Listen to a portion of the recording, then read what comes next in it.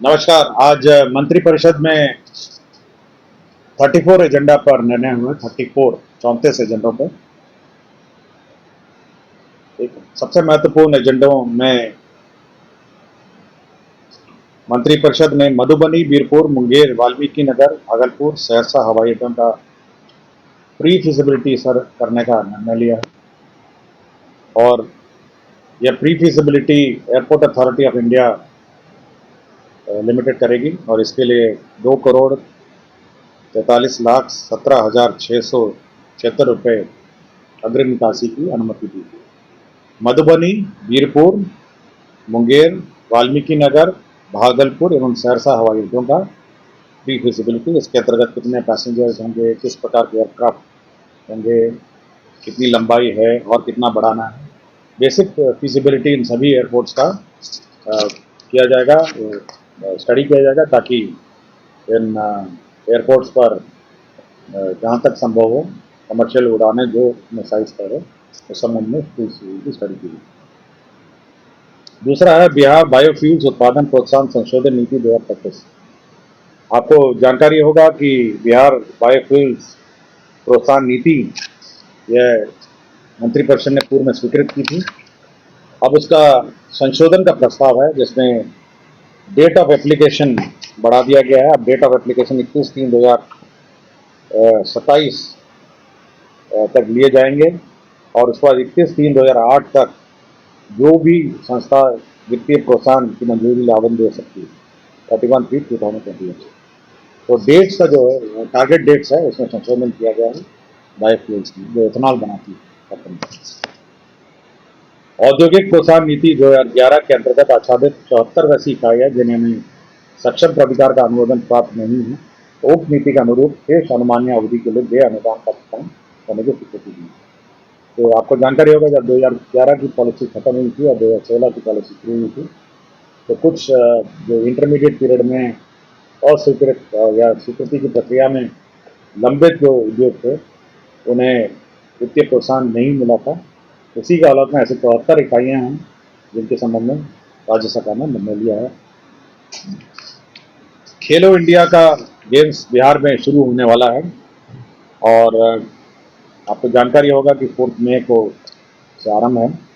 इसी के अंतर्गत खेलो इंडिया में जो सैद्धांतिक सहमति मंत्रिपरिषद ने दी है और इसके अंतर्गत जो व्यय होगा, जो राशि राज्य सरकार व्यय करेगी 119,04,81,129 रुपये, 101 करोड़ के 119 करोड़ के आसपास इसमें व्यय होंगे और इसकी सैद्धांतिक स्वीकृति दी है। इसके अंतर्गत 27 खेलों विद्याएँ शामिल हैं, 27 गेम्स और ये 4 से 15 मई 4 मई टू 15 मई तक ये कार्यरत हैं। मुख्यमंत्री विद्युत उपभोक्ता सहायता योजना, आपको जानकारी होगा कि प्रत्येक जो मासिक बिल है उसमें सब्सिडी के रूप में सरकार देती है और प्रत्येक कंज्यूमर के, और ये पहले से चलता आ रहा है। तो इस वर्ष 2025-26 में जो सब्सिडी का भुगतान के लिए कैबिनेट ने स्वीकृत किया है 15,995 करोड़ का सब्सिडी। तो ये अप्रैल माह से मार्च 2026 तक का ये सब्सिडी अमाउंट है और हर बिल में आप देखते होंगे ये सब्सिडी अमाउंट अंकित रहता है। तो इस सब्सिडी अमाउंट के लिए ये राशि है। ग्रामीण कार्य विभाग का एनडीबी के सहायता ग्रामीण पथों परियोजना फेज 2 मुख्यमंत्री ग्राम संपर्क योजना अवशेष में सभी 38 जिलों में 100 या 100 से अधिक आबादी में टूटे हुए असंपर्कता ग्राम बसावट टोलों में 12 मसीहा एकल संपर्कता प्रदान करने के लिए एडीबी का ऋण दिया गया है, लेने की निर्णय किया। आपको जानकारी होगी 100 से ऊपर की आबादी का जो भी संपर्कता है इस रोड्स को कनेक्ट करने के लिए एडीबी से हम लोगों ने एनडीबी से हम लोगों ने अप्रोच किया था, जिसमें 8,283 किलोमीटर ग्रामीण पथों का कार्यान्वयन के लिए पूर्व में स्वीकृत किया और निर्णय लिया।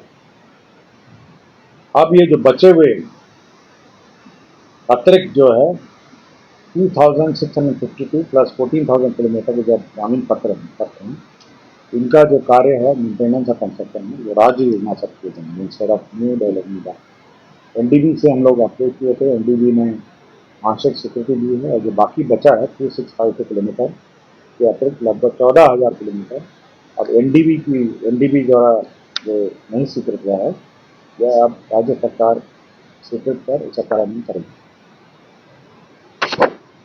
ग्रामीण कार्य विभाग का ही है। ग्रामीण एवं पथों एवं आरेखनों में निर्बाध संपर्कता के लिए मुख्यमंत्री ग्रामीण सेतु योजना के प्रावधान में संशोधित किया है।